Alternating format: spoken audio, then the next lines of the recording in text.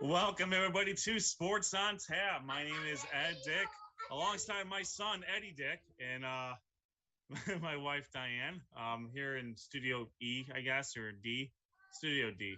Um, this is what live podcasting gets you every once in a while. But you guys have all met my son before. He's especially ornery at this time of the day. So, nonetheless, I'm also alongside the rest of our crew.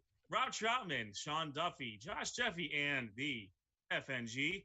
Noah Jacobson is with us. He's going to join us the entire show today. So he's got a lot to talk about with respect to our feature game, one of our featured games of the week, the Medina Bees hosting the Wadsworth Grizzlies. We also are going to talk about the Highland Hornets hosting the North Olmsted Eagles in our other SOT featured game of the week.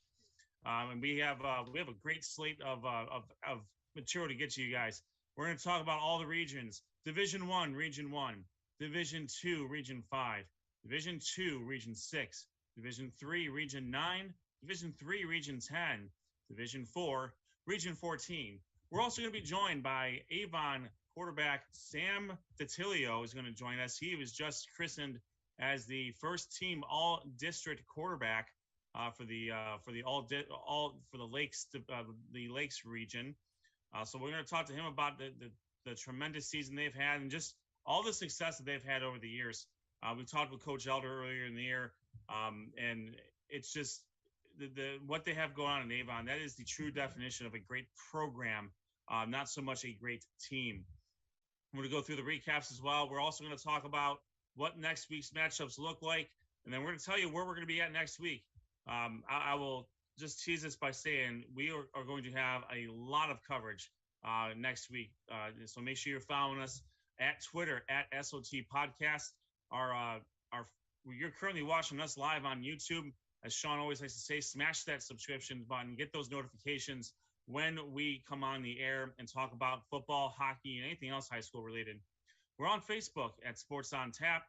We're also our website, Sports on Tap Podcast.com. And for any stats, any pronunciations, any comments, any questions, make sure you email us at sportsontap.podcast@gmail.com. Let's talk about our sponsors real quick. We are brought to you by RRT Productions. We shoot, we edit, you win. Check out the website, www.rrt-productions.com. And they'll take care of your weddings. They'll do live streaming. They'll do videos for sports showcases. And they also are one of the main providers of our coverage for the Greater Cleveland High School Hockey League, which we'll talk about here in the next coming months. Bandwagon Fantasy Sports. That's bandwagonfantasysports.com. They do things a little bit differently. You're picking college teams to do your fantasy work there. So you get add or drop up to 25 times at any point during the season. You got $36 to work with. You got 8 teams to pick. The better your team does, the more money they're going to be worth. So if you happen to get on the bandwagon quickly, that's going to make your worth that much better for you as the season goes on. With Bandwagon Fantasy Sports, it's not daily, it's not traditional. Just teams, just win. Ray Felton, State Farm Insurance. Ray Felton, they always put the customer's needs first. Call for a quick quote to get the discounts you deserve and the coverage you're looking for. You can also call his office for a free auto quote to see if you can save any money on your auto insurance. Give him a call at 234-284-2996. He's also at 5603 Darrow Road, Suite 500 in beautiful Hudson, Ohio. I got 2 more. GV Art and Design. That's gvartwork.com. Use the promo code ONTAP10 to get 10% off of your order. Last and certainly not least, G&G Fitness Equipment. They are our sponsor for the Player of the Week contest. You can see them at livefit.com. You can also follow them on Twitter at G&G Fitness EQ. All right, boys, lots to get to here. Sean has put together the PowerPoint that we have become accustomed to doing. Great job on that, Sean. And we're going to start with the big school division, and our man on the ground for that is going to be none other than Josh Jeffy. He's going to get a little bit of an assist from the FNG, Noah Jacobson, on this as well. So let me get this up, and Josh, you can take it away. All right, thanks, Ed, and we'll get to Noah here in just a few minutes because his game was probably one of the second best game in this region, in my humble opinion. So we're going to start off number 1 seeded St. Ed's. Had a dominating performance against Massillon Jackson, number 8 seed. They came away with a 42-0 victory. St. Ignatius comes back from a 42-14 deficit at halftime, all the way down, comes back from 28 points. The game winner, Max Ritt, 82-yard kickoff return for a touchdown, and the 2-point conversion at the very end of the game to complete the comeback. They beat the number 4 seeded Cleveland Heights Tigers 50-49 to move on. Those two teams will be playing.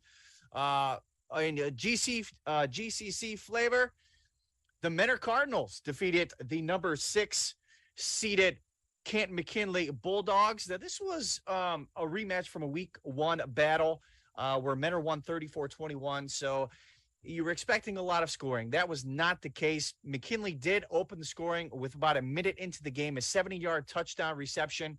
Menor answered back later on in the first quarter with a 46-yard touchdown run by Jacob Snow. The second and third quarters were scoreless, and then Dylan Tackett of Menor hit 2 field goals, one from 28 yards, the other from 32 yards to make it 13-7 with 6:37 left.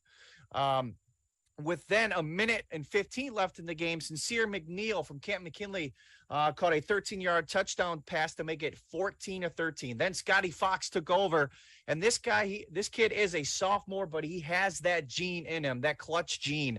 Another come from behind late in the game, game-winning drive for this one with 12 seconds left. Scotty Fox hit Nick Jarris from 21's yard out for the game winner.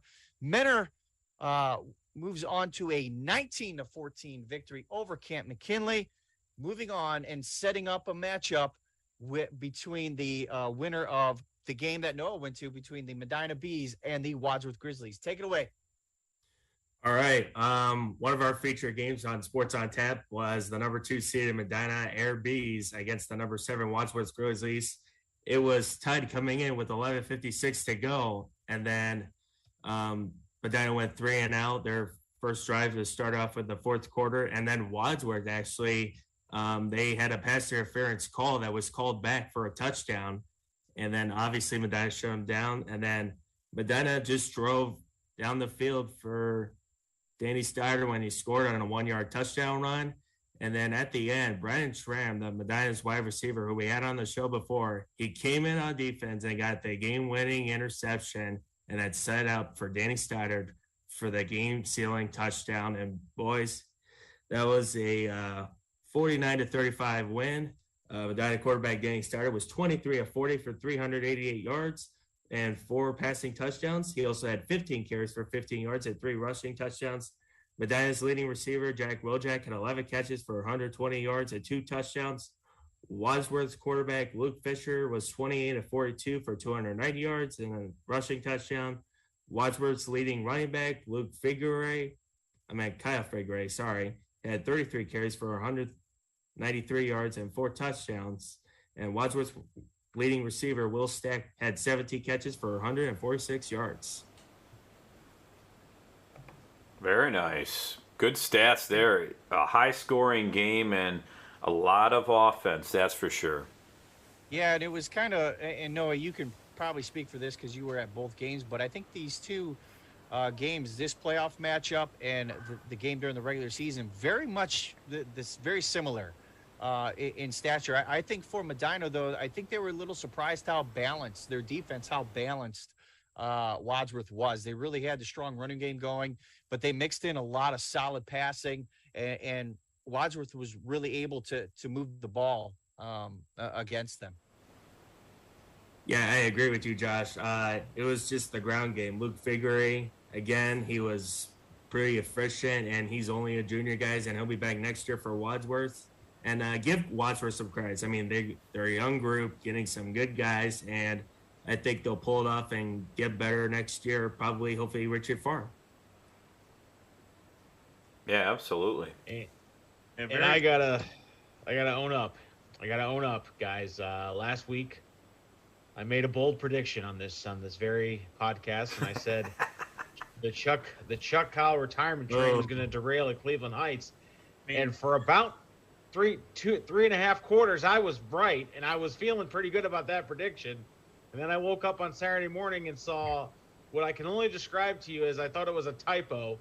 When I looked at Cleveland.com, I had to verify it on the Akron Beacon Journal and everywhere else. But yes, St. Ignatius did come back and beat Cleveland Heights 50-49. That was a fantastic game. Congratulations to St. Ignatius. Your prize is now to face St. Edward in the semifinals here in Division Region 1. But just to put a pin on Wadsworth, the interesting thing for as you mentioned, Noah and Josh, was, one thing we talked about last week was that this was the first time this year that Luke Fisher actually played in the game against Medina, did not play against Medina the first time. And I think that led perhaps a little bit to that balance that you were talking about. Will Stack is a great receiver and is a great backup quarterback, but Luke Fisher brought a little bit more of a calm to that position group and did a very good job keeping them in the game. But Medina made the plays when they had to. Kudos to them. You'd like, obviously, as the Suburban League guy, I'd like to see a Suburban League still hanging tough in the Division 1 Region 1, but let's be honest here. We got GCC all over the place and two parochial schools fighting this out for the region here, and I wouldn't be shocked at all if we have a GCC. Well, we're definitely going to get a GCC versus a parochial school championship game. There's no getting around that. So that's a bold prediction that I'll make right here and now. That is a very very astute observation, Sean. It's what you pay me for, guys. It's what I get paid for. Just a final note on this, at least from myself. The comeback that St. Ignatius had is unreal. And when you look at the stats, Cleveland.com did a really good job of breaking this down, because they did a really good job of breaking this down. And Cleveland Heights ran almost twice as many plays as St. Ignatius. They ran for 511 yards. That's Wow. insane. And they were not able to put them away. They were one score away in the second half from triggering a running clock. And that's crazy. There are a few less things that a high school team wants is to get the running clock going on them, because the clock doesn't stop. Whatever's on the clock, it's real time, with the exception of changing possessions. That's it. And Ignatius avoided that, and they gave themselves a chance. 2 kickoff returns for touchdowns.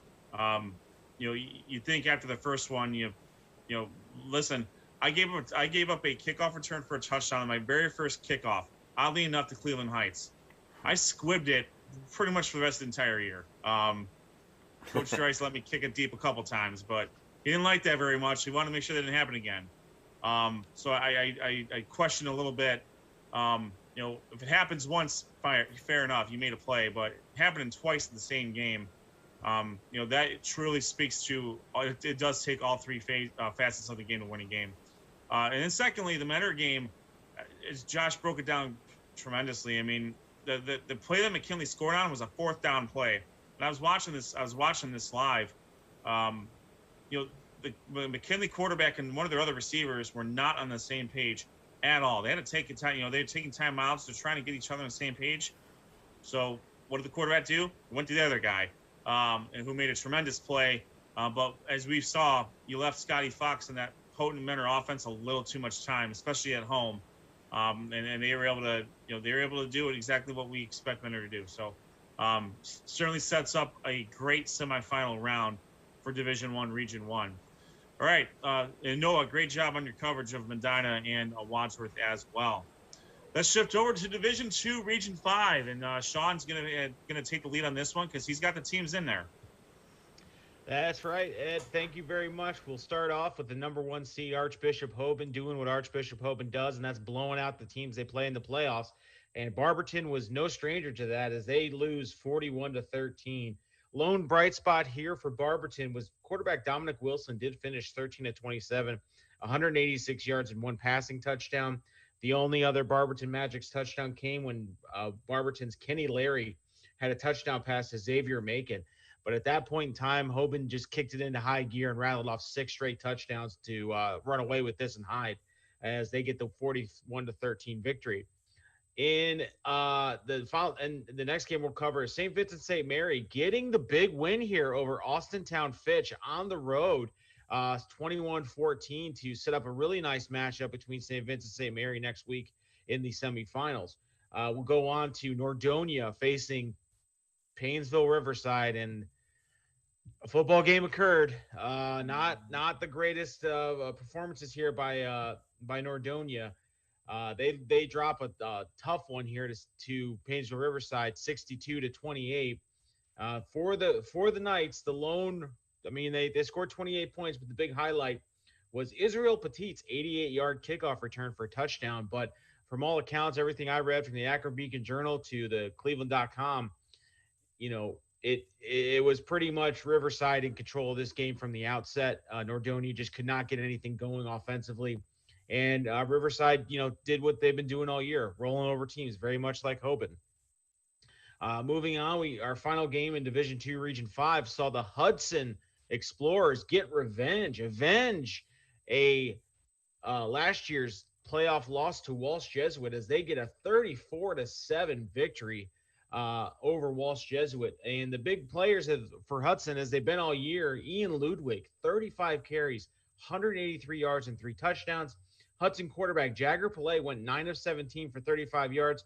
Oh, by the way, he also kicked in 25 carries for 246 yards and 2 touchdowns. Hudson rolls in this one over Walsh Jesuit, setting up a really interesting matchup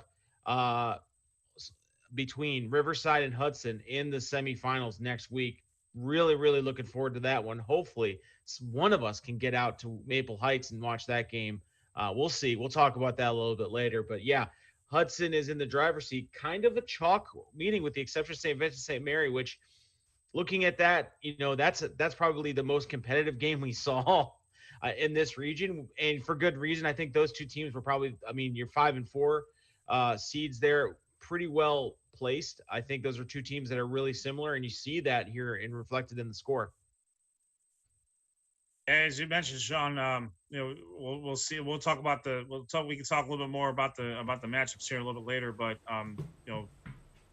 the Suburban League does make it to the next round. And I think we all knew that Nordonia was going to have a rough one against Riverside, and definitely Barberton against Hoban.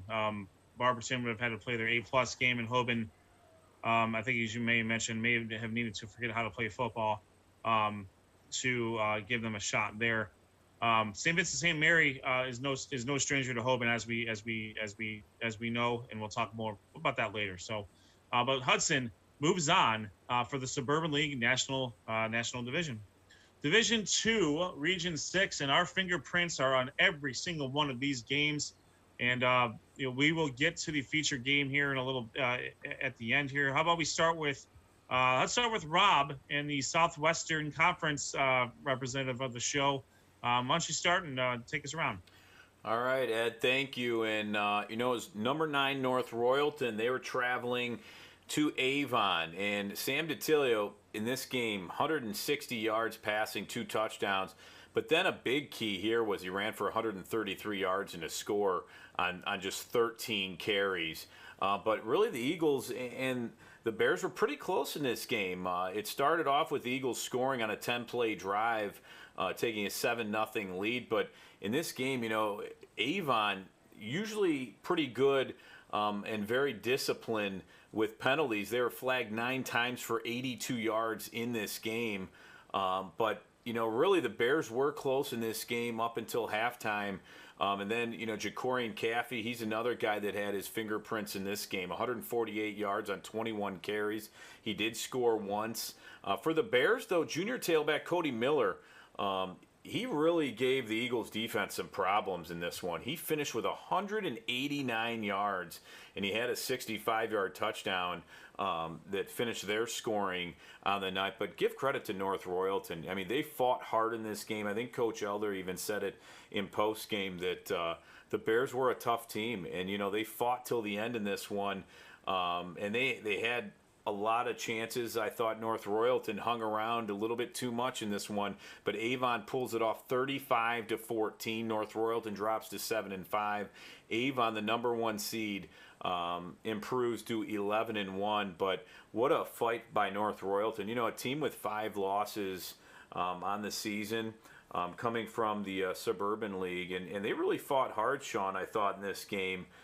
They gave Avon some fits. You know, we thought it could go either way. I thought it could be either a really close game, or I thought Avon, you know, might have one of those games where their offense just can't be stopped. And it seemed like in this one, North Royalton really did hang around for a while.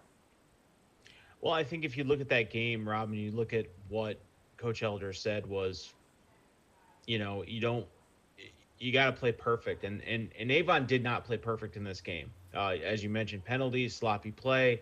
You don't let a team like North Royalton hang around, because as we've seen over the last couple of years, you give North Royalton an inch and they'll take a mile. And that's just what they do. Cody Miller is a junior running the ball the way they do. I mean, he's been impressive all year. But Avon kind of found its way back to what Avon's been doing all year. And I think what you're seeing now with Avon is, yeah, they probably didn't play up to Avon standards, what we're used to seeing, but they had to go overcome some adversity. You know, penalties, sloppy play, that's going to happen. And they were able to, 1, stop the bleeding, and 2, recover and move on quickly. And that's something that this Avon team, as Coach Elder said early on, and we'll talk to Sam DiTilio, this Avon team is, from top to bottom, is no stranger to the playoff moments. They're in there every single year, and they're deep in the playoffs every single year. So there's not a lot of panic in there. Same thing with North Royalton. They love playing the spoiler. They love playing the underdog, and they did it here. They came out and they punched them in the mouth. The problem is that they didn't have a counter punch or a follow-up punch. And again, Avon is a step up in class for North Royalton. I mean, let's be completely honest here. They're a number 1 seed for a reason. They're tops in the area for a reason. There's a reason why Highland's the 2 seed over in this situation, and it's because Avon is an impressive team. But I got to take my hat off to North Royalton. They came in there. The moment wasn't too big for them. They gave it the shot, and unfortunately, Avon just didn't make enough mistakes. Nor did I think if you ask North Royalton's coaching staff, they probably think they didn't capitalize on the mistakes that they were given. And that's the other thing we talk about in playoff football. You don't make the mistakes, but if you get the opportunity, you got to capitalize. You got to take advantage of those mistakes, because they don't come often. And I think that's just kind of what happened here. Avon made the mistakes, and North Royalton just didn't capitalize on them. And then Avon cleaned it up in the second half and kind of took care of business. Well, we'll see if North Royalton can really build off of this, because Cody Miller will be back. He's only a junior, and what a bright future he has. Again, 189 yards for the junior tailback from North Royalton, Cody Miller.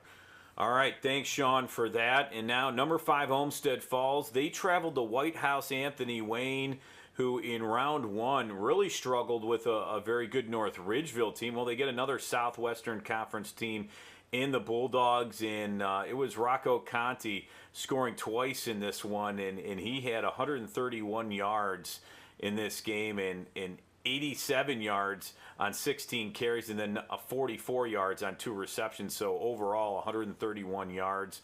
As a team, though, they rushed for 192 yards in this game, and touchdowns by quarterback Jimmy Rosel, Jack Pinchak, and obviously Rocco Conti in this one. They win big, 28-10, as the number 4 White House Anthony Wayne fall. They fall to 10-2 on the season. Olmsted Falls now 10-2, and that sets up a really big matchup. And I can't wait to talk to Avon quarterback Sam DiTilio about another matchup with Olmsted Falls coming up, and we might be at that game. We'll have to wait and see later on, as we'll see if we get out to that one. That's going to be in Strongsville. That's going to be a really interesting game, as we saw, Avon give up 189 yards on the ground. Obviously, Olmsted Falls likes to run the football, but Avon, a strong team. That could be a really, really good matchup. But again, Rocco Conti just carrying this team with his leadership. A big 28-10 win as they advance. Now, Avon Lake and Toledo Central Catholic, it was 0-0 after 3 quarters in this game, and you thought maybe Avon Lake can pull off this upset, but they got to get some kind of offense. The defense, they kept them right there, but after 3 quarters, in that fourth quarter, Toledo Central Catholic had a nice drive. They went 51 yards and a touchdown, and they didn't look back from there. They win big, 21-0. The number 3 Toledo Central Catholic improves to 11-1 and gets the win over Avon Lake. So they knock off the number 6 Shoreman as they fall to 9-3 on the season. And just a tough overall game for Avon Lake. They couldn't muster up any offense on this night, but give credit to Toledo Central Catholic in this one, defensively keeping the Shoremen off the board. But what a tight game, and I think eventually Avon Lake's defense just didn't have enough in the tank at the end of the day, so they fall 21-0. Now we go to number 7 North Olmsted and number 2 Highland, and that was one of our featured games we went to, and what a fun game this was. Highland, a great place to watch. Some good football there, and I know Sean might have something on this as well, but in this game, early on, it was all Highland, they were tough to stop, as it was Lucas Stiles scoring twice right away. They actually got up 21-0 in this game, and then they kind of gave Stiles a little bit of a break in this one, and started running Noah Robinson, who was just as effective, but North Olmsted would score. Colin Willard with a touchdown as he would score, and Xavier Balson, who was on our show last week, threw it to him. An impressive touchdown there. They got to 21-7 at half, and North Olmsted actually would get the ball back after half, but after that it was all Highland. They just dominated, 477 yards on the ground, and you could tell defensively the speed for Highland, just too much for the Eagles. Is Jared Kelly couldn't get any big runs. He did pop out. He likes to pop out to the outside, and he has speed doing that, and he got some first downs. But overall, Highland's defense were just impressive, forcing Balson out of the pocket and struggled throwing the ball. Good job by Highland, though, overall. Offensively, Coach Gibbons, was very excited about this team win, and so is Lucas Stiles. They get a big-time win, 49-7 in this game. Highland's defense continues to dominate, but that sets up a big matchup with Toledo Central Catholic, and I know they were looking forward to this one. After the game, they were scoreboard watching a little bit there. But this game's going to be in Sandusky. So now Highland, who improves to 2-0, the number 2 seed, will face the number 3 seed Toledo Central Catholic in Sandusky, and that sets up a really nice matchup, Sean. It does, and again, you're looking at the score and you're looking at just the great highlights that you got from that game, Rob. And you're right, the speed on defense for the Highland Hornets is really impressive, and it's going to take that speed and it's going to take that consistency offensively to really go against Toledo Central Catholic, who, like you said, Rob, it was 0-0 going into the third quarter against Avon Lake, and they were able to muster up 3 straight touchdowns in the fourth quarter to get that victory. I don't know if they're going to have that luxury. If they go punch for punch with Highland, the way that Highland's offense is just grinding teams down, and with Lucas Stiles, and listen, if you don't need to run them and you had that game in hand and you want to save them from Toledo Central Catholic, probably a good idea. But knowing that you got a guy like Noah Robinson backing him up that's just as effective behind that offensive line, I mean, you saw the difference between Highland and North Olmsted on the offensive line. You can run. I mean, anyone can run behind Highland's offensive line right now, and that's just what they're doing. And they're managing the clock. They're not letting games get away from them. I think the most points they've given up is in the first game, and then they gave up 14 points last week, and that probably sat bad with them, and they cut that in half this week. So I'm intrigued by that Highland Toledo Central Catholic. It's a rematch of last year. Central Catholic bounced Highland out of the playoffs last year. You know that revenge is on the mind of Highland right now. That's how they're going to, move on here. And they know what's ahead of them. They know if they can get past Toledo Central Catholic, they got to go and fight a Southwestern Conference foe. Not a foe, but, to a team that's not all too unfamiliar to them. In either one of those teams, I would think. Yeah, and I'll say the one thing that really worked for North Olmsted was, they went with some screens. They let the Highland defense get through, and they ran some screens that did work.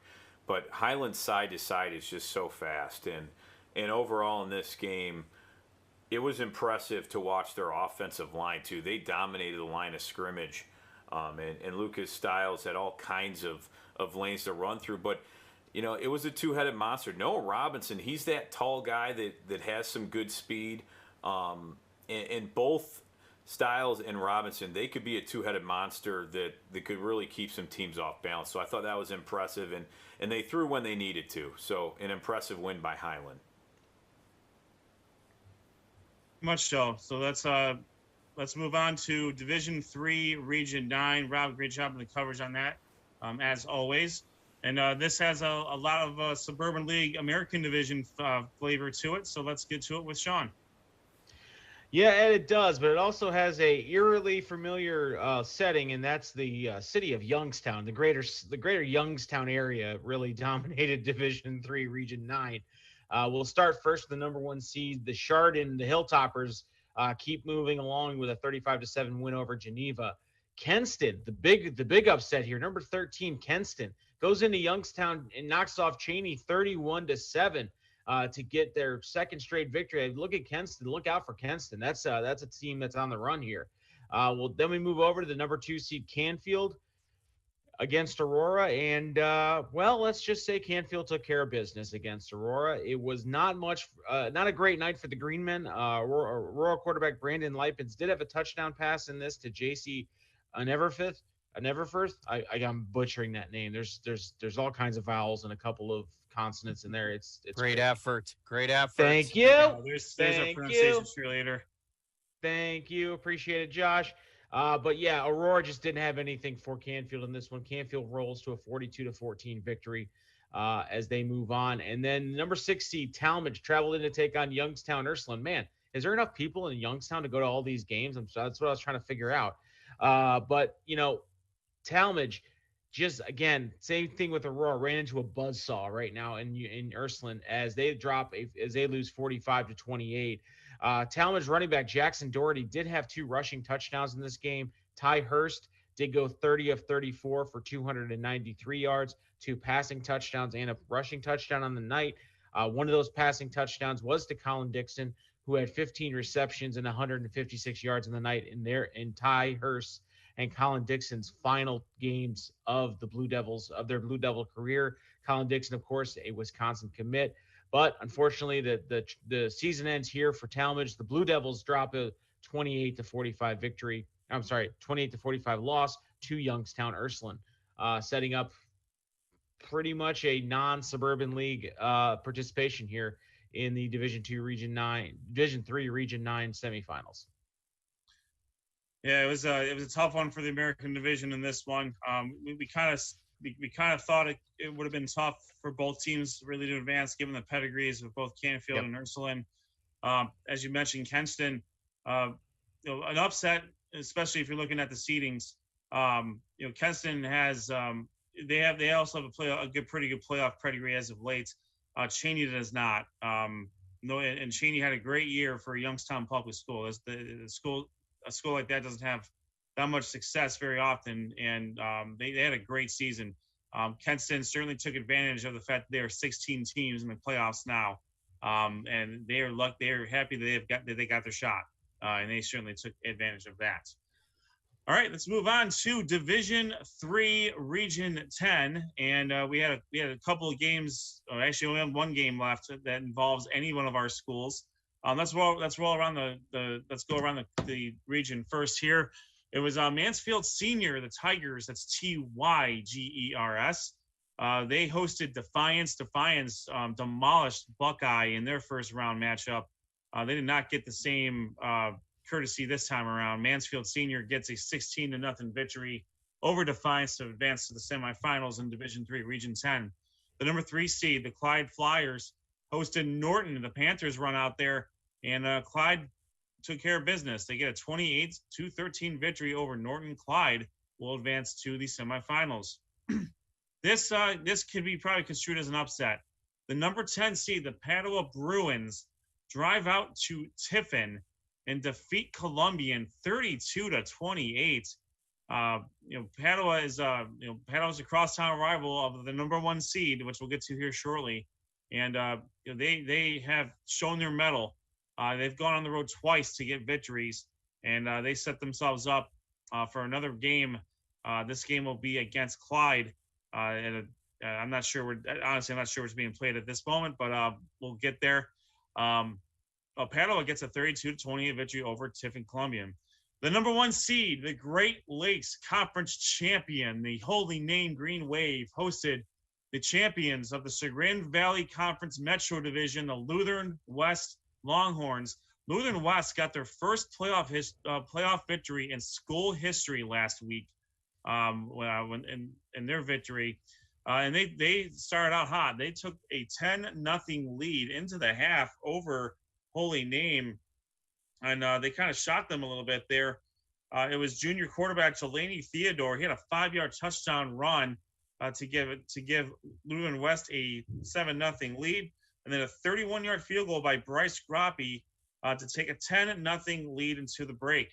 However, they at the outset of the second half, they got aggressive. They got very aggressive. They went for it on 4th and 2 and came up short.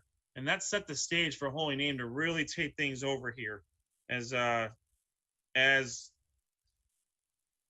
hold on, I'm sorry.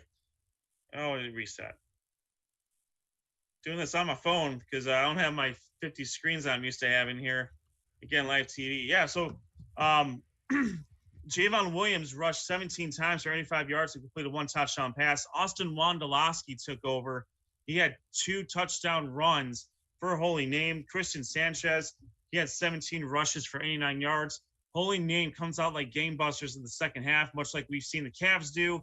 They shut down their opponent. They score a lot of points. They get 20 unanswered points, and they go on for a 20-10 victory over the Lutheran West Longhorns. They earn a matchup against Mansfield Senior coming up next week. The last region here is Region 14, which is from Division 4.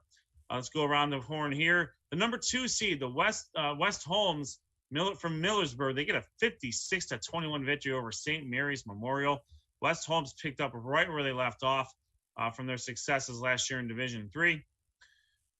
Glenville, the number 1 seed, the Senate Athletic League champions, get a 43-6 victory over the number 8 seed over Bellevue.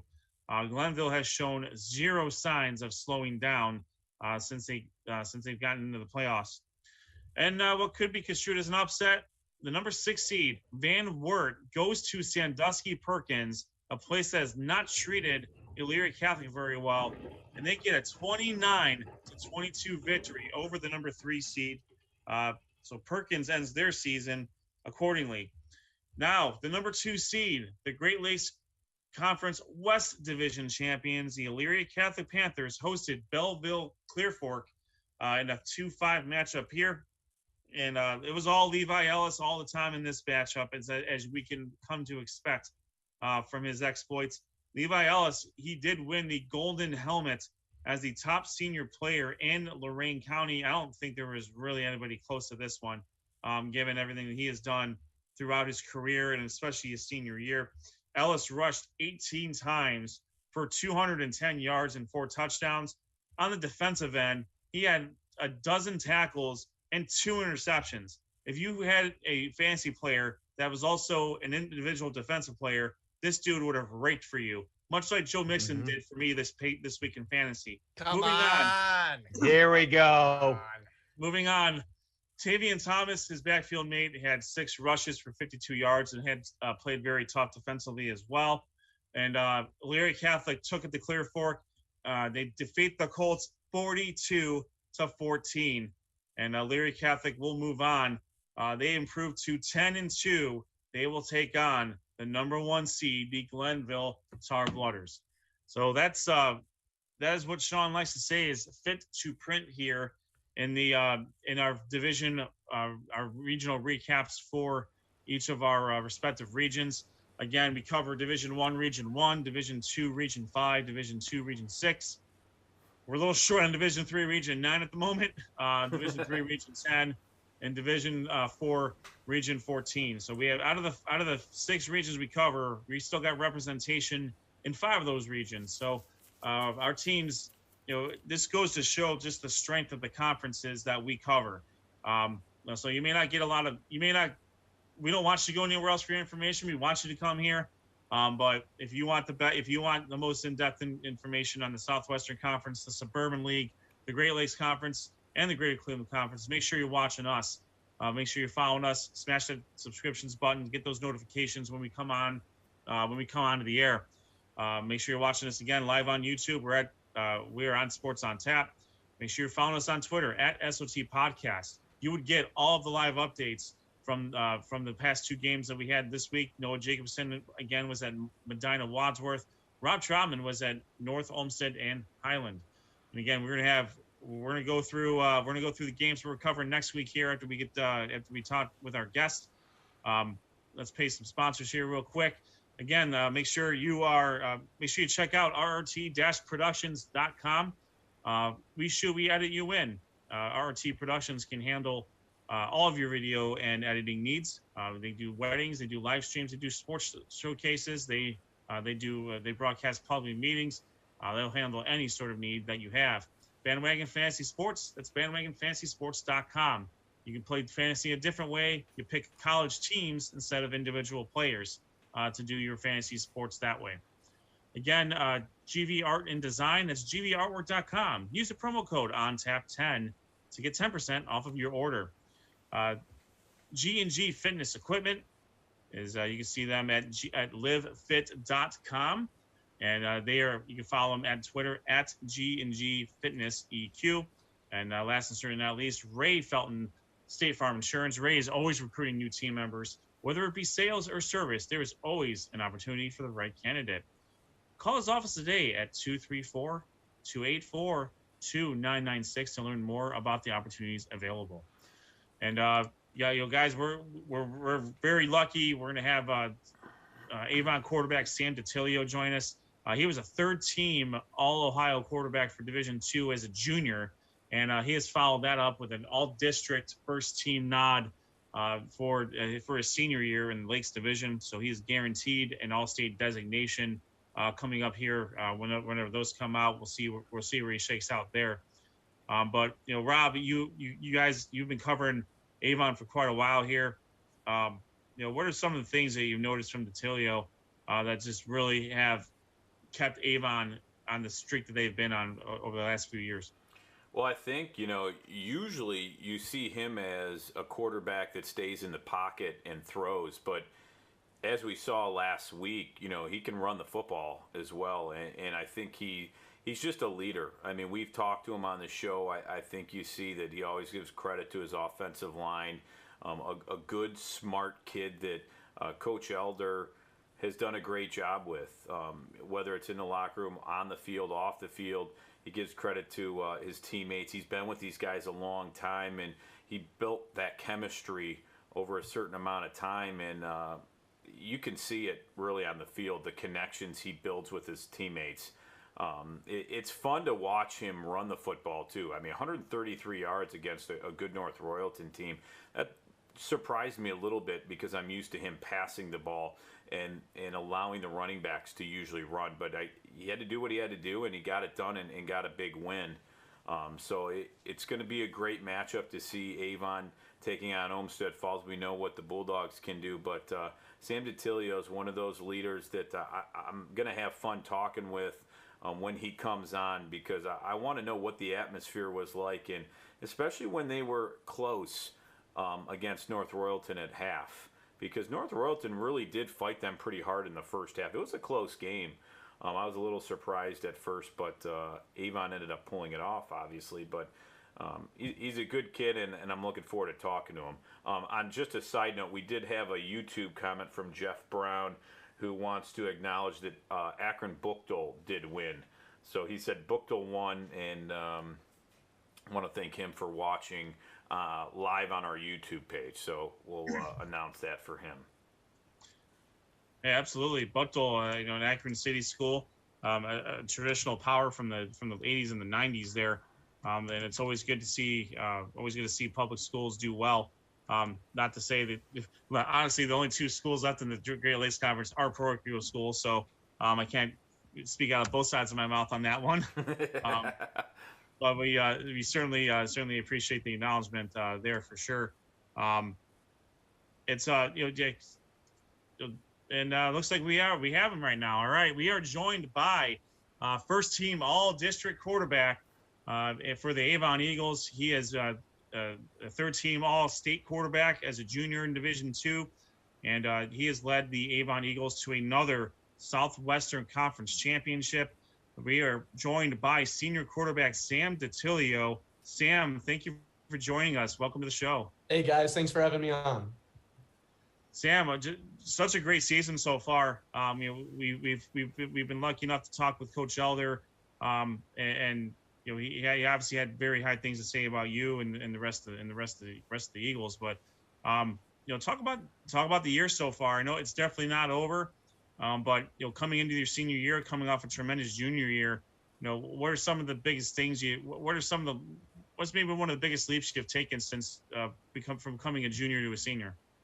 I think the experience. I got to play 15 weeks of football last year. That's 1.5 times more than some kids get to play with 5 weeks in the playoffs. So I think taking a lot of experience from my junior year, that's helped me be a better leader on the offense. Getting things organized is a big part of being the quarterback. You got to be in the right spot before you do the right thing. So I think beforehand, running the play, making sure everything is in order has really helped us out this year. We've had a couple new additions that are young, so being able to lead them through and getting them mentally ready for an opponent each week, I think, has been really helpful for us. Dan, thanks so much for joining us. We're really glad you could be here. I believe this is your second time as a guest on Sports on Tap, so that puts you in elite status. You guys had a really interesting game last week against North Royalton. By all accounts, you guys had maybe a rough first half, some self-inflicted wounds and things like that. Can you talk a little bit about what the message was going in at halftime? You guys were only up by 7, but you guys were kind of struggling a little bit offensively. And again, you were letting a team like North Royalton, who has a pretty good playoff history and being the team that kind of spoils things for a lot of teams. What was the message that your coaching staff and you as leaders were telling your team going into halftime?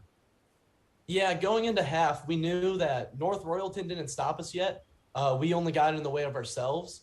We had like 70 yards in penalties or something, and then we also had a turnover. And so I think that took the momentum away from us in the very beginning. But I think the experience that this team has and the senior leadership really helped, because when we went in for halftime, it was a very uplifting vibe and positive and encouraging, and people were ready to go. I wasn't sure, because I think when teams have a lot of success and then they're faced with like adversity going into halftime, I think that's when some teams fall apart and turn on each other.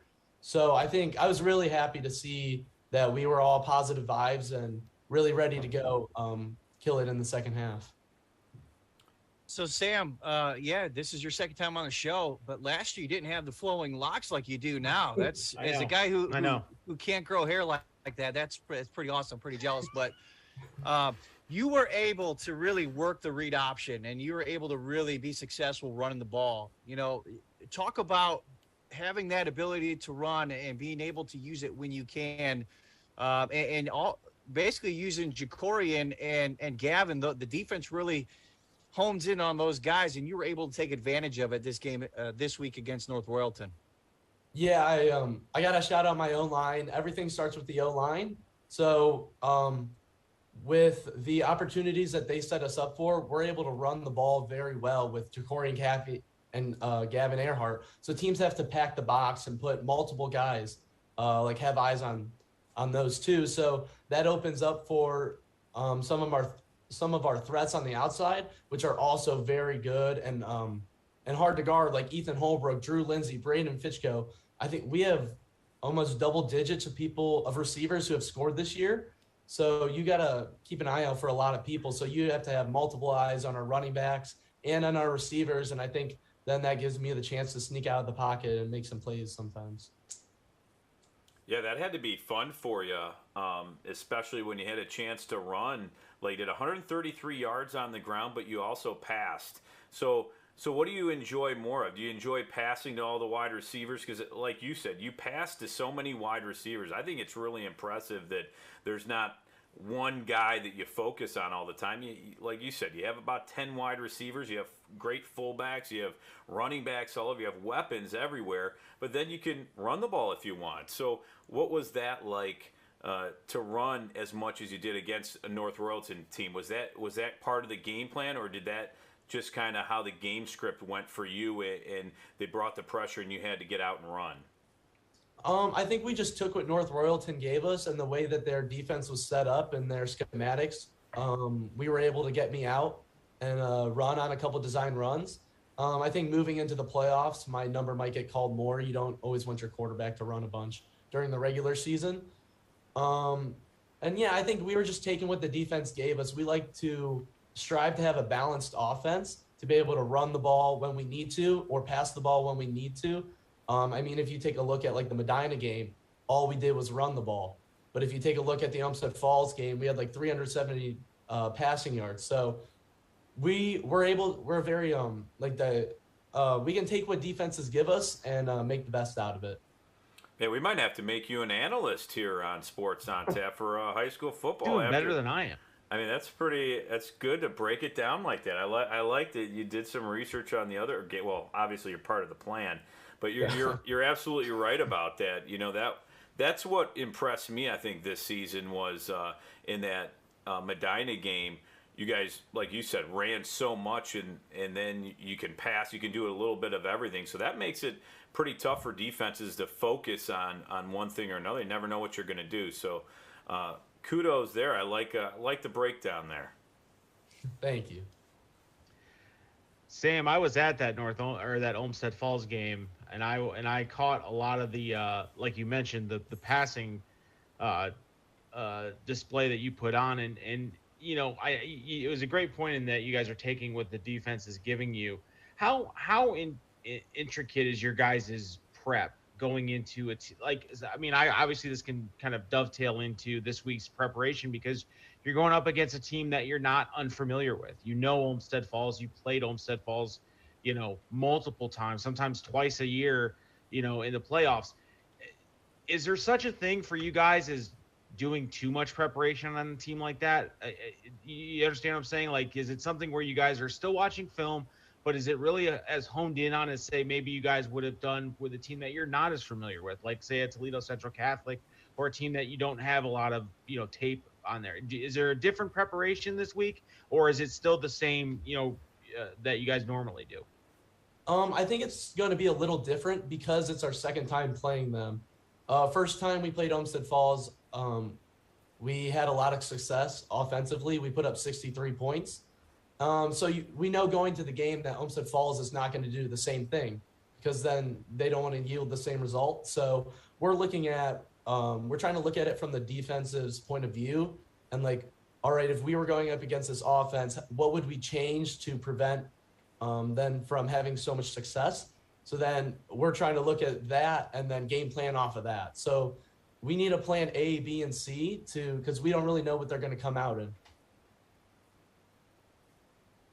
Talking with senior quarterback from Avon, Sam DiTilio. Thank you for joining us in the middle of your stellar playoff run up to this point. You guys won the Southwestern Conference. You had a real tough non-conference schedule as well. Talk about the grind of playing in the Southwestern Conference. I mean, we've been referring to it as the meat grinder for as long as we've been covering these teams and these conferences. But to talk to the strength of the Southwestern Conference. Yeah, you have to respect everybody. You cannot take any game lightly because on any given night, if you don't go and give it your best effort, any team can beat you in there. A lot of the teams from the Southwestern Conference were in the playoffs this year and made a pretty good run. And then we're coming up against Olmsted Falls again. So, there's really good teams and you have to be ready every single week. And I think that's what helps us prepare for the postseason so well is that we have a rigorous schedule throughout the 10-week period. You know, Sam, we had Ethan Holbrook on earlier in the year after one of his huge games that he had. And you mentioned about your pretty rigorous non-conference schedule you guys played, and we kind of asked him about that trip down south that you guys had earlier in the year. What was that like for you going and traveling, ultimately not being able to play a full game, but still going down with that experience? How was that for you? It was a blast to be able to go with all of my friends. Before the trip, we were calling it a business trip. After the trip, I'm calling it a vacation. We got like 3 days at Universal, so it was a lot of fun. I wish we got to play the full game. But yeah, I mean, some of the kids have never been to Universal or got to experience things like that. So it was a blast for the whole team to go, and I think we bonded a lot from it. And we built chemistry, and going into the season, that's only helped us. What was your favorite thing at Universal for you? What was the one favorite thing that you guys did there? My favorite thing was the Harry Potter land. Are you a Harry Potter fan? I was not a Harry Potter fan, but now that I went there, I feel like I am, and I even started reading the first book. Oh wow, you're not even watching the movies.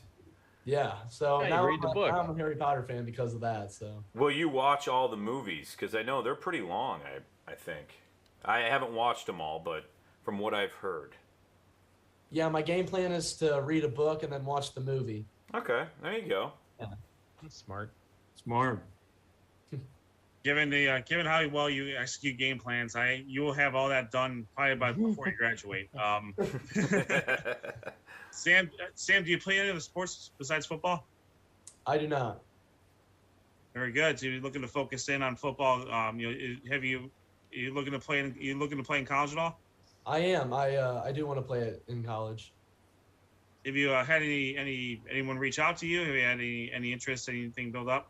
Yeah, I have a couple offers, but I haven't made any decisions yet. I want to keep my options open and see where it leads.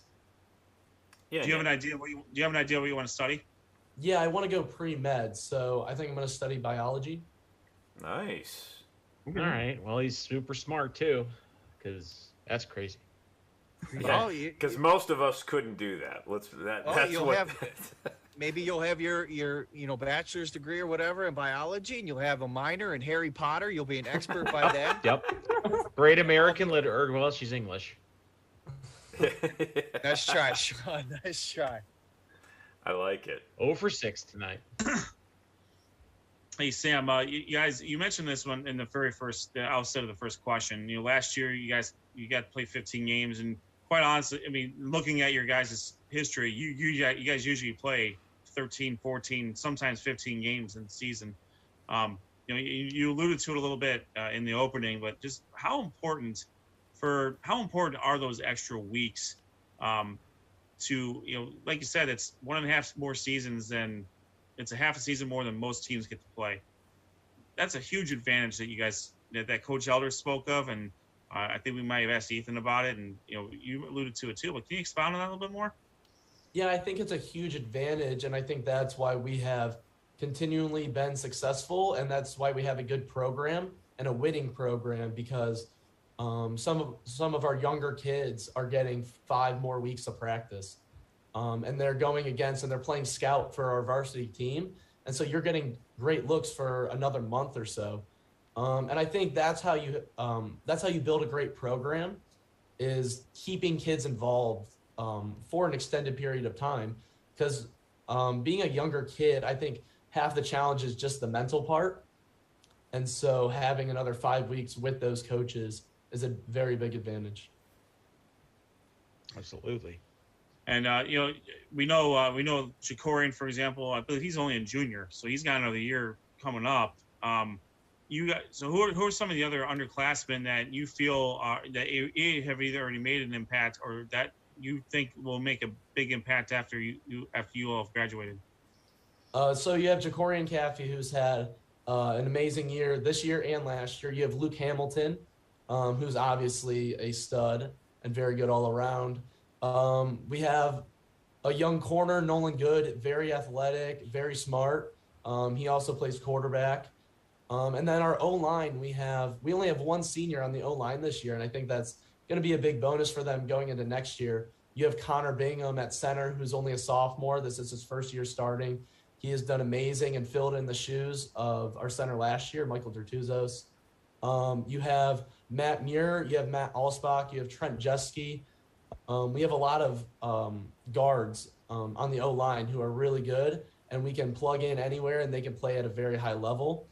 You have another slot receiver, Matt Maxey, very fast, great hands.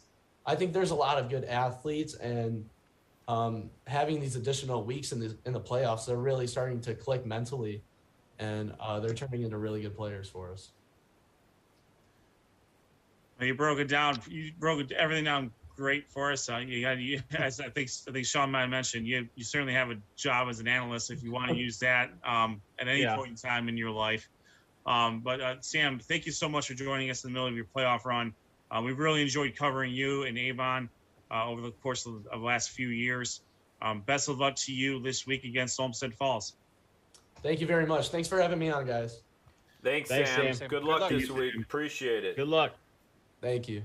That is senior quarterback for the Avon Eagles, Sam DiTilio, joining us in advance of their matchup against Olmsted Falls coming up this Friday night in the Division II Region 6 semifinal matchup. And boy, with all the other student athletes we talked to, just really good head on his shoulders, very engaging, just someone who very confident in their abilities. The players we've talked to have been top notch this year. One of the things that I noticed about him the most was football intelligence. That guy understood exactly what was going on in the game. He understood exactly who his players are and how his players are. You could tell he's one of those kids that they say is a coach on the field, and he definitely comes off that way. So good luck to him and Avon. Yeah, and to add to that, Sean, it shows the kind of coaching staff and program that Coach Elder has in Avon. He's another extension of the right arm of Coach Elder out on the field. And, Sam knows his players. Look how he just reeled off all those underclassmen that Ed asked him about, guys who know what their abilities are and what they bring to the table. And I wouldn't say that's rare that you would find that in high school players, because like you've said, Ed, we've had a lot of highly intelligent football conversations with the players we've had on this year. But, just when you hear something like that, these kids are way advanced even from when we played back in the day. The advancement of intelligence of the game of football is crazy. And that's a prime example of it right there. Yeah, and to your point, Josh, Coach Elder has got a good thing going over at Avon, since he's been the head coach at Avon. Growing relationships with the players. That's what it's all about in high school football, growing relationships with your players, your coaches. That's what it's all about in high school football, and Avon has done a really good job of doing that. There's no doubt about that. No doubt about that. All right, so let's get to next week's matchups here. Sean has prepared. Let's set the table. That's right. We're gonna set the table here.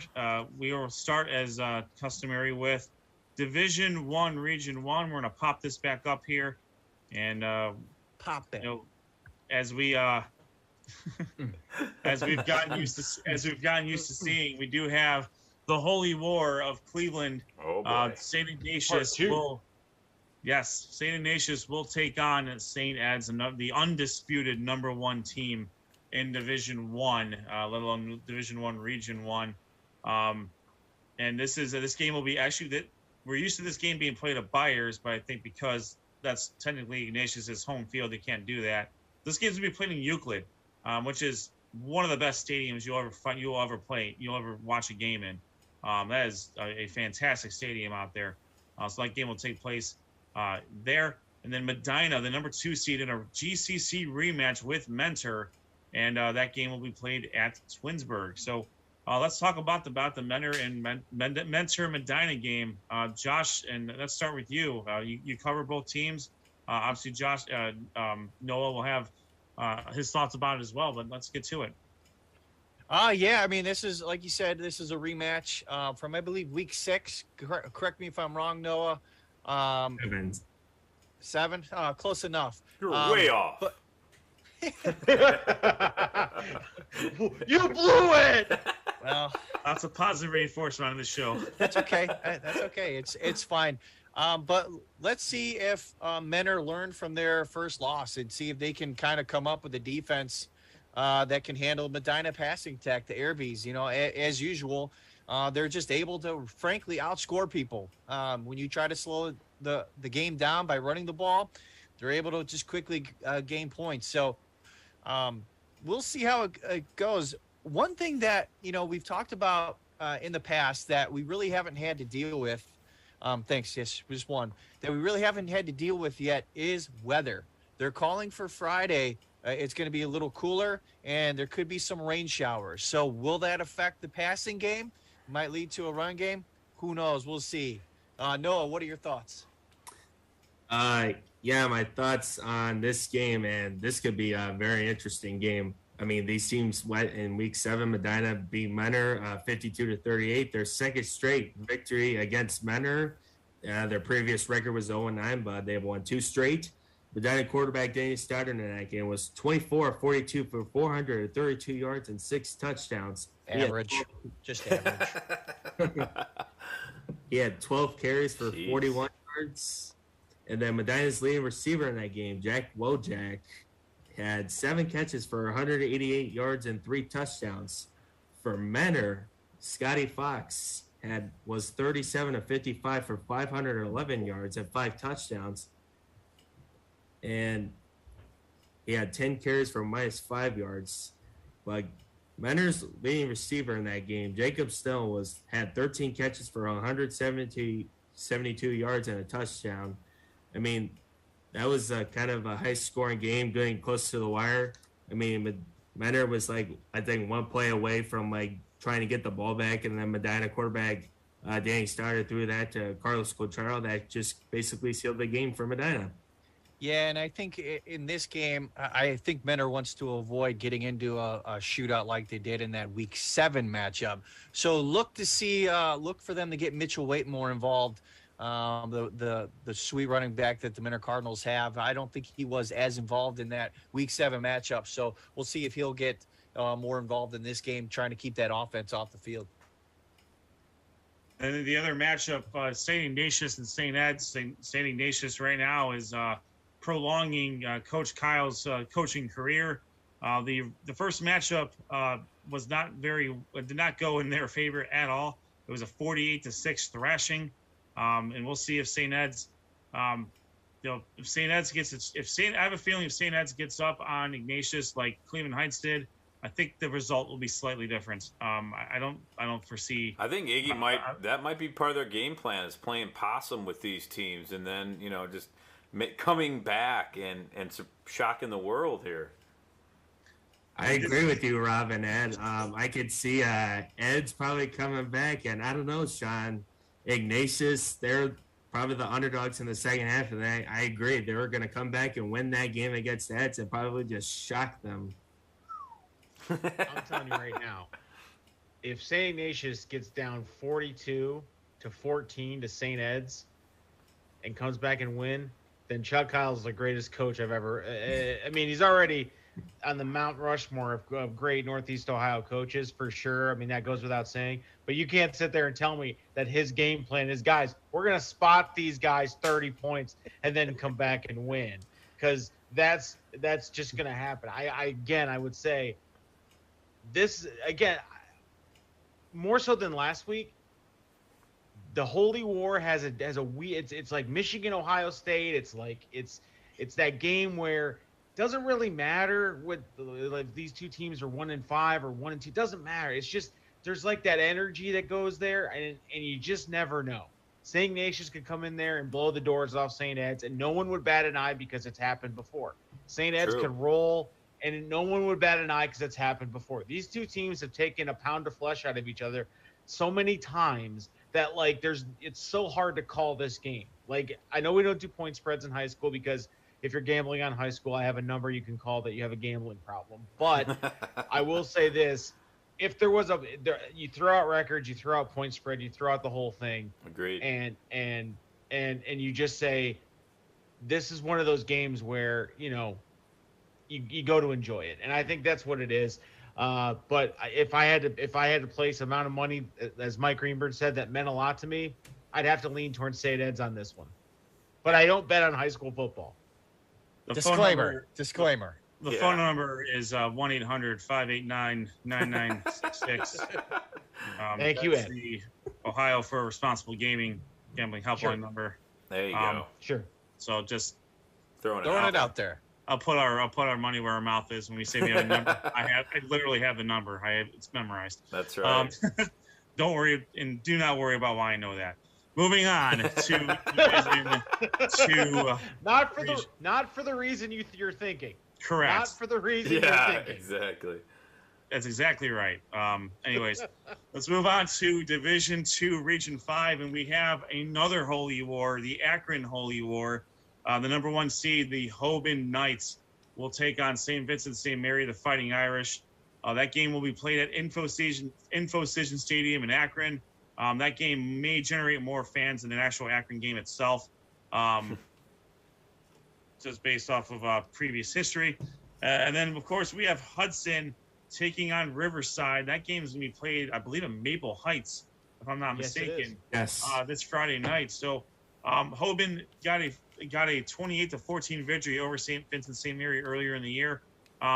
You could, in the Akron world, it's very similar to St. Ed's and St. Ignatius. You do kind of throw the records out, although I think Hoban has had a more sustained success over St. Vincent St. Mary than Ed's and Ignatius have had over each other. And then, I'll tell you what, the Hudson and Riverside game, I'm looking very much forward to this game. This is going to be a battle. Sean, why don't you talk to us about it? Yeah, I mean, look, Hudson goes as Ian Ludwig and Jagger Pillay will take them. Their defense is top tier. I was witness to that in week 1 of the playoffs. It was very impressive what they did. I am very, very, very, very, very interested in this Hudson Riverside game because I think it's going to be. I predict it's going to be a low-scoring game, and I say that because I think these two teams have really played teams that they can get out ahead of. But I saw Hudson go punch for punch. I've seen Hudson's defense bow up when they need to. I don't have a lot of experience with Riverside. I know that they have some really impressive wins. They're the number 2 seed in this region for a reason. But again, call me a homer, call me a Suburban League dude, but I'm going to say it. I like Hudson in this matchup. I just think their offense is running the ball with consistency. I think Ian Ludwig is a great running back. I think Jagger Pillay is not only a good quarterback throwing the ball, but he's also a threat running the ball, similar to how our guest Sam DiTilio said, is that you don't want to unleash that in the regular season because you don't want to get them hurt. But this is the time where you call that number and say, okay, you hem up Ian Ludwig, now stop my quarterback who can put it on you as well on the ground. I like Hudson in this matchup. Again, and I'm taking nothing away from Riverside, but I'm going to cheer for the team that I've been covering, one of the teams I've been covering before all year. But I just really do expect this to be a lower scoring game. I think these two defenses are really going to be prepped up and know what they have to stop. And it may come down to, Ed, it may actually come down to a special teams play, kickoff, field goal, something that goes this way. Could I be wrong? Absolutely. I've been wrong most of my life. So, but I have a feeling that this game is going to be a lower scoring affair. That's going to be, and again, and Josh brings up a good point, is that we may be dealing with some weather here, and it's who can overcome those particular obstacles.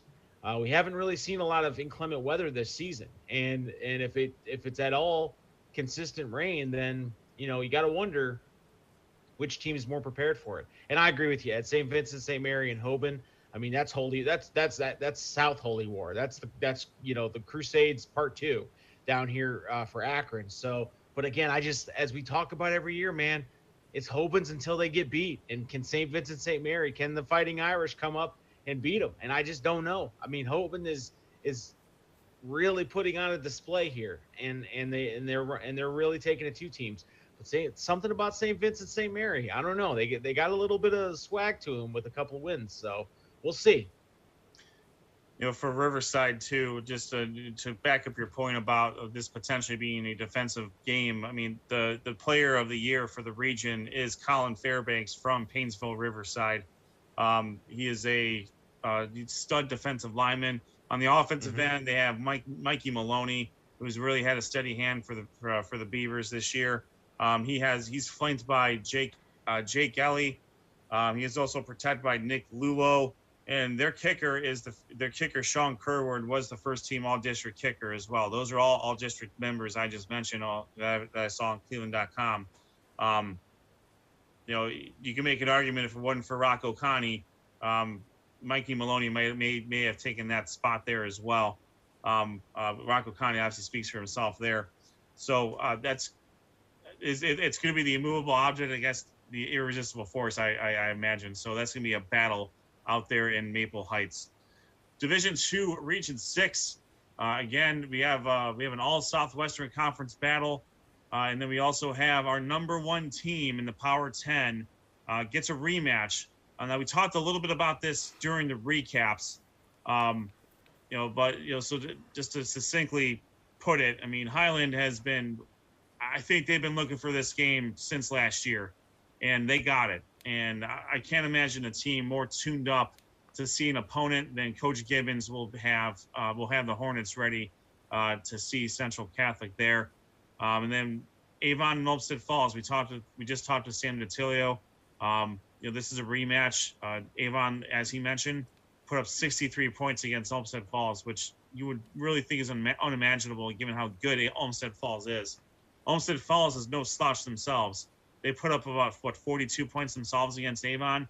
Rob, I mean, quickly talk about this game as we talk about this game.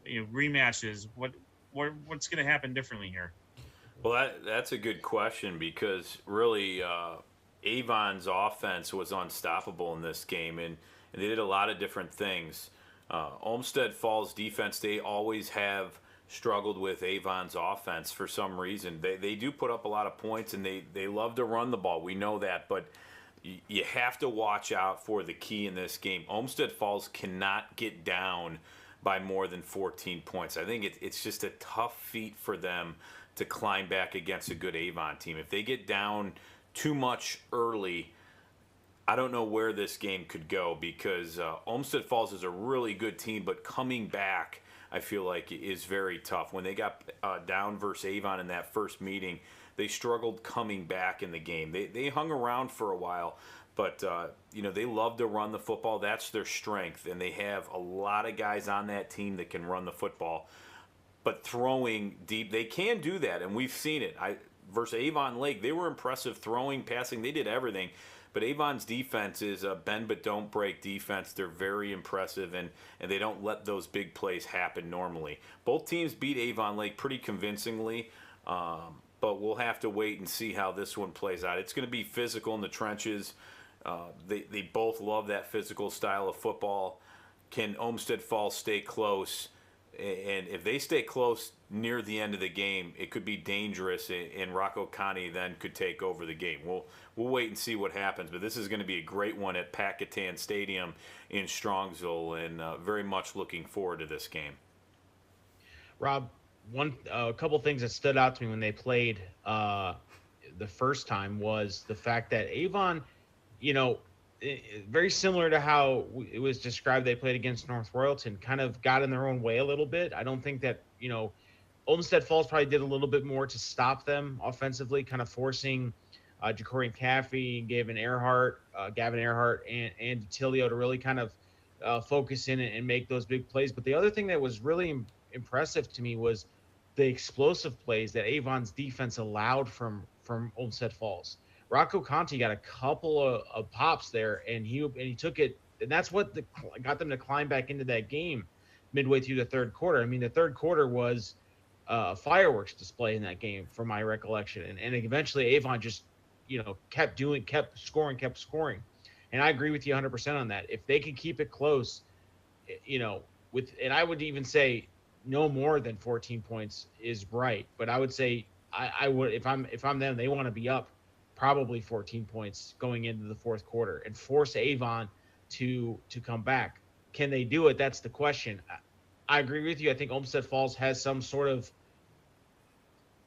barrier to when it comes defensively to Avon. I don't know if it's because Avon has the ability to beat you running the ball consistently or throwing the ball, or like Ed pointed out, just all of a sudden this read option now becomes an issue with Sam DiTilio running the ball, which was not part of that game plan in that first meeting. So all things, if they do everything to stop running and passing the ball, now that read option comes into play, and that's an extra blocker on the field essentially, and that's something that they have to deal with. And you got to wonder if that may be too much for the camp, too much for them to overcome. But I'm interested to see this game. I hope it's not as, I mean, it was a basketball score when I covered them a couple weeks ago. So make sure you got a charger bank, because my phone died by the end of that game because I was trying to capture all the fun stuff there. But it should be fun there. I hope it's a low scoring, like 7-6 game. That's not gonna happen. No. That ain't gonna happen. Let me just break down the points per game for both Avon offense and Olmsted Falls' defense. Avon's offense, they average about 40.7 points per game, and Olmsted Falls' defense averages about 19.5 per game. And for Olmsted Falls, it's going to take down every single play to get after Avon's quarterback, Sam DiTiliano. Yeah, and as Sam mentioned, they have a lot of options. I mean, Ja'Cory Caffey is probably one of the ones that we've been talking about for 2 years now, and he's going to have probably that much more of a huger role next year, or bigger role next year as a senior. But he's able to spread the ball around to, I think, 10 or 12 different receivers. Ethan Holbrook obviously is one of the most most known ones. He was also a all-district first-team pick this year. But you look around and who do you focus on? Who do you try to stop? Because DiTilio has a lot of options, and he has no reservations about going to any of them. Any one of them he can go to, and he trusts that they're going to make a play, and more often than not, they make that play. And I think that's the advantage is offensively they have weapons all over the place. Tight end, wide receivers, running backs, they can kind of spread the ball out and do a lot of different things, where Olmsted Falls, we know what they can do, and they just do it so well. Can Jimmy Rosel, the quarterback for Olmsted Falls, pass when he needs to and keep that Avon defense on edge a little bit? That's something that will be interesting to see. So Rob, you mentioned this earlier. This game will be played at Packatan Stadium in Strongsville and on Friday night. And of course, so we went over this pretty well in the recaps. Well, the number 2 seed, the Highland Hornets, will travel to Sandusky in a rematch of last year's in Division 2 Region 6 against Toledo Central Catholic, a heartbreaker lost by Highland last year. Highland, as Xavier Balson, they set out to try to change the average, and I don't think they really did. They didn't do that. They scored above the average. I'll give them that. But unfortunately, unfortunately for the Eagles, they got a real good look about how historically good this Hornets defense is.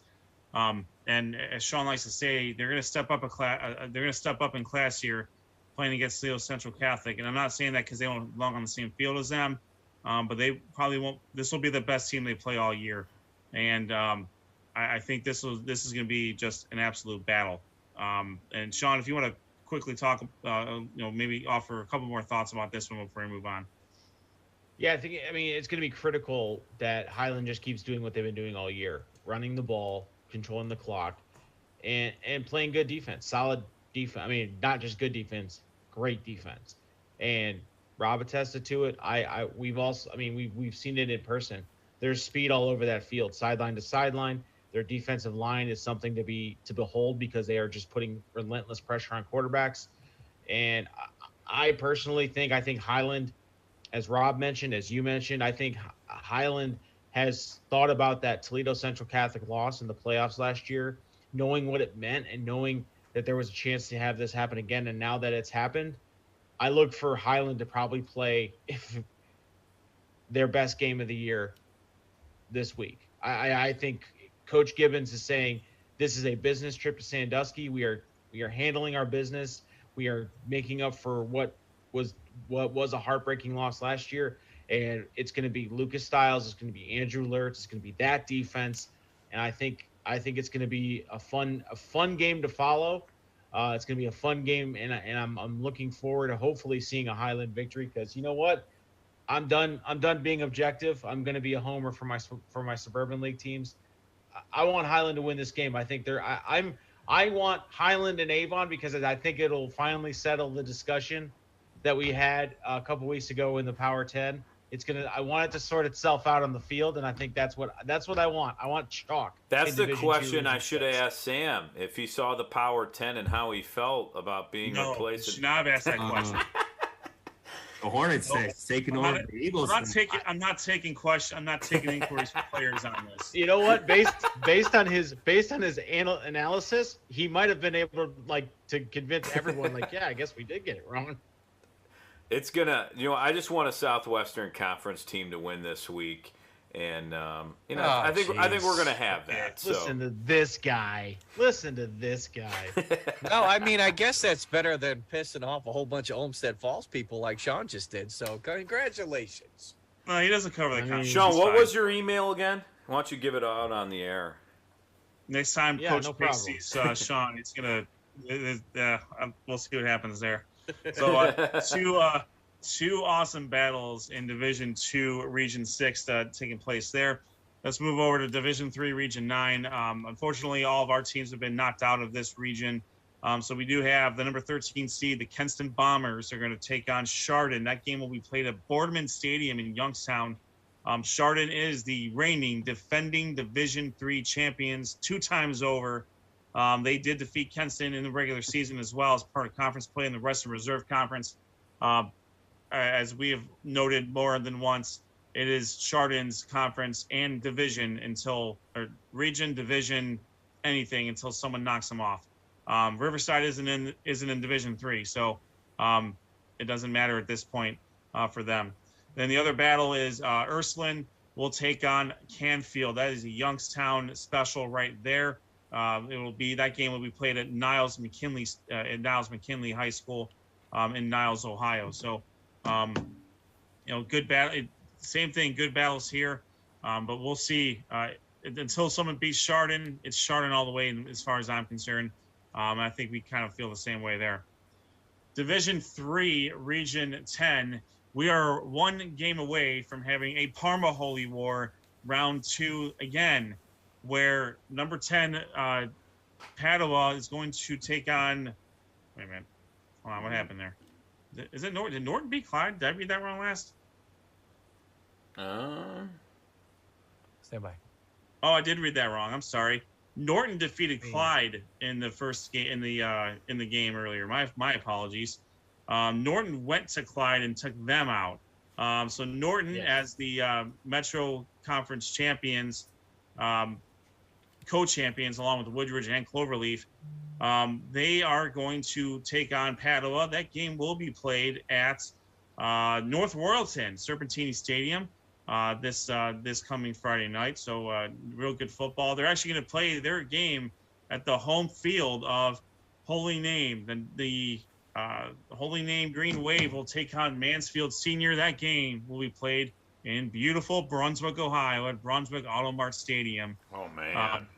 So the number 1 seed, the Great Lakes Conference champion, Holy Name Green Wave, will take on Mansfield Senior. We all know that Holy Name for the last 2 years have been very, very successful in the playoffs.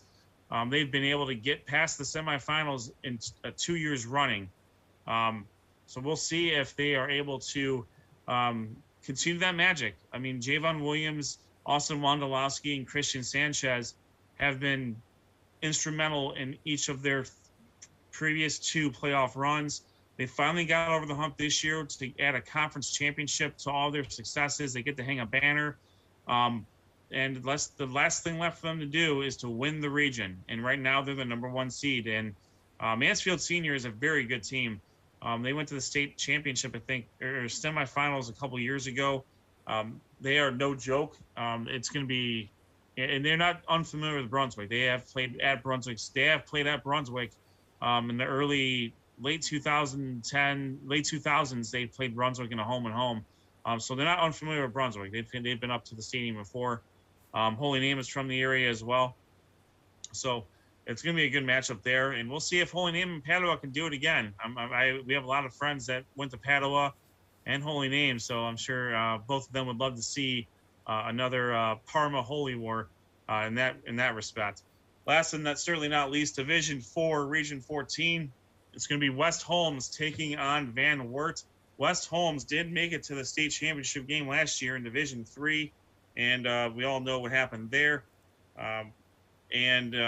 Van Wert went to Sandusky and took out Perkins. That is definitely not an easy thing to do there. That game will be played on Saturday night. That game will be played at Marion, Ohio.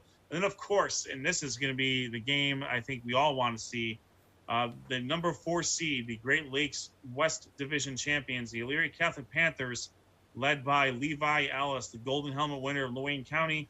It's going to take on Glenville, the number 1 seed. I believe they're undefeated. They ran roughshod through the Senate League. They have victories over Avon. They're Avon's only loss right now. So that speaks to the level of competition that Elyria Catholic's going to be taking on there. That game, I believe, is going to be played at North Ridgeville, at Ranger Stadium there. So that's going to be about halfway in between there for both of those schools. The biggest, we're going to see if Elyria Catholic can deal with Glenville's speed. Speed is their calling card. It has been since Ted Ginn Sr.'s been there, since Ted Ginn Jr.'s been there, since name the countless Tarblooders that have gone to Ohio State, Michigan, all the other schools that have made it to the pros. They're a very fast team. Elyria Catholic is very rugged. They're very physical. They will beat you up. Levi Ellis is an all-world running back. He has rushed for more yards than anybody in school history. I think he's over 5,000 yards now for his career. So we're going to see if Glenville is going to maybe stack the box and try to stop him. But if you do that, you got to deal with Brady Cook and Hector Garcia. They threw 2 quarterbacks at you now. So they're able to go over the top if they need to. So we'll see if Glenville's going to force them to pass the ball a little bit, and we'll see if Elyria Catholic can keep up with their speed. But regardless, those are going to be very, very good games there. And remember, so that's what we have. Sorry, go ahead. I was going to tell you, remember Glenville, I mean, they went into Avon and beat Avon, this year. So that's a team that, like you mentioned with their speed, I think one thing that Elyria Catholic needs to do, just one thing, is our compadre friend and not the former FNG would say is Elyria Catholic, they needed to get some good drives and keep Glenville's offense off the field. If they can dominate maybe the line of scrimmage, I think they have a good shot. Offensively, they're very impressive. Levi Ellis is going to have a big game, but they have a lot of weapons on Elyria Catholic, so they need some good drives and really to dominate the line of scrimmage. If they can do that, I think they have a good shot versus Glenville. But like you said, Glenville's quick. They also have a very physical running back that is a pretty big boy that likes to get physical. So we'll see what happens, but that's going to be a great matchup. I'm saying it right now, and I don't care. Go Panthers. Fire up Elyria Catholic. Let's do it. Let's do it, Panthers. And I agree with you, Rob, on that matchup. I mean, for Elyria Catholic, it's going to take everything, like offense, defense, special team, the 3 phases of the game. It's going to take everything for them to, beat Glenville, which is a big powerhouse coming into this year. It's going to take everything for them to beat them. No doubt. All right, that is our week 2 coverage, the regional quarterfinals of our respective regions, covering teams from the Southwest Conference, the Great Lakes Conference, the Suburban League, and the Greater Cleveland Conference. We have a bunch of games up store that we were talking about earlier today. Do we want to talk? Are we going to do the reveal? Are we going to reveal at this point where we are going? Yes. All right. So start it off. Rob? All right, I'll start us off. I'm going to be headed to Strongsville for a Southwestern Conference rivalry between the Avon Eagles and the Olmsted Falls Bulldogs. So if you're on Olmsted Falls side, Avon sides, come and say hi, and it's going to be a great game. I'm pumped up, man. I can't wait to get to Strongsville. It's a great stadium.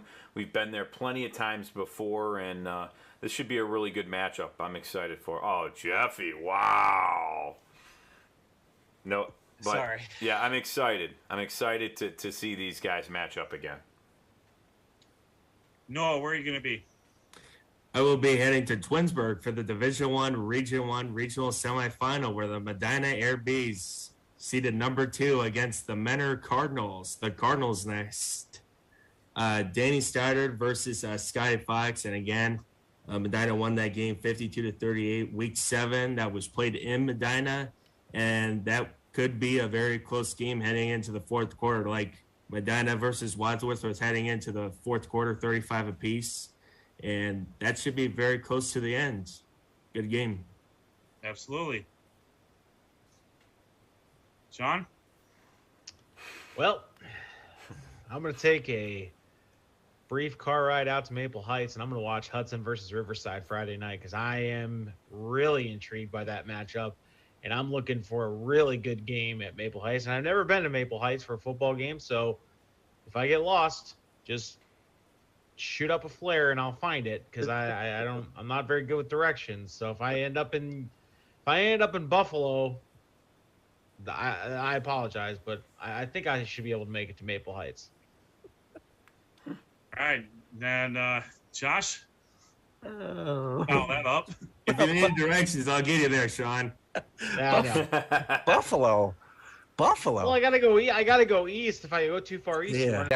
I'm gonna be staying close to Studio J here. I'm gonna be heading to see the matchup in Division 3, Region 10. The holy name Green Wave against Mansfield Senior. I don't know.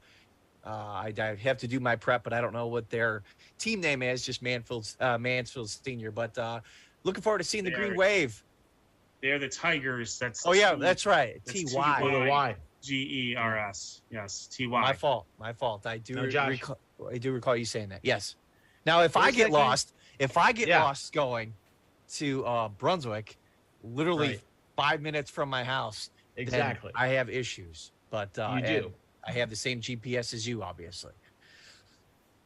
Very good. Those are our matchups. Again, we're going to be going to Strongsville to see Avon taking on Olmsted Falls.